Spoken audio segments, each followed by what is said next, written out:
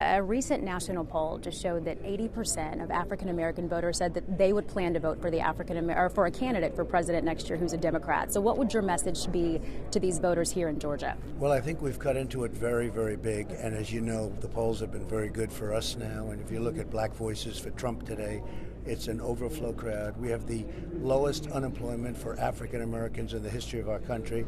We have the best poverty numbers that we've ever had. That's poverty in a very positive sense, the best we've ever had, and so many other things. And I think that overall, while we're doing well overall, African Americans are doing proportionately better, and they've done better than they've ever done. And people are seeing that. And I said that was going to happen, as you know very well, because you've been there. I said that was going to happen during the campaign, and we've produced. So I think we're going to have tremendous African American support. I want to take you back to 2017, President Trump. You tweeted in regard to John Lewis, and you were talking about the 5th Congressional District, which is where we are right now. You mentioned that it was crime infested. Do you still feel the same way? Well, if it's crime infested, it is. I mean, if you have crime, and we have to get it out. And we've been actually putting a lot of money into this area because, I mean, frankly, Georgia's coming a long way under this administration. And when you have crime, you have crime. There's nothing you can do about it in terms of statistics. You have to just solve the problem to make the statistics look a lot better. So we've worked very hard with your local politicians and local representatives, and we've really made it a much safer place, as you know. So Georgia's a really important state when it comes to the 2020 election, with there being 2 Senate seats open as well. So what's the message for Republicans to maintain control of Georgia? Well, you have a great gentleman named David Perdue, and he's running, as you know, he's your senator. He fights so much. He loves this state. He loves your state. And David is running hard, and I don't see how anybody can beat him, frankly. He's been such a great senator. And then, as you know, Brian Kemp, who's your governor, is going to be making a choice for Johnny Isakson, who's been so incredible for so long for the whole state. But they'll be making a choice very shortly, and I'm sure he'll pick somebody that's terrific. So the impeachment inquiry, President Trump, how is this impacting your campaign for re-election?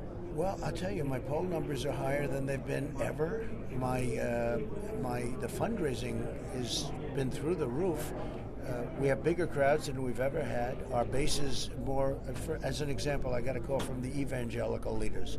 They came over, they said there has never been anything like this in terms of the electricity that they have. These are the churches and really leaders of faith. I must say, look, it's a witch hunt. It's a phony deal based on one conversation that was a perfect conversation. It's a phony deal by a corrupt politician named Schiff. And Pelosi should go back and clean up her own district in San Francisco, which is going to hell, frankly, with the needles and all of the problems that they have. She's got to go back there and clean it up. But this is really just a phony deal. And what it's done is driven up our numbers like crazy. And you saw the other night we had a Republican vote, 196. Actually, a couple of Democrats joined the Republicans, and there was 0 negative Republican votes, which is pretty amazing. So it's unfair. It's not nice. But it's something that has honestly energized our party a lot. So you're headed back here for the LSU, this direction at right. least, the LSU-Alabama game. Your choice, your pick. Well, I for the better not win. do that, but I will tell you that 2 fantastic teams. They're both undefeated. They're great teams, and I think you're going to have an amazing game. Alabama's always tough, and LSU has really become tough. I hear their quarterback is fantastic. So I'm going to enjoy it. I look at 2 great areas and 2 areas that like me. So we're going to watch a great game. President Trump, thank you so much for your time.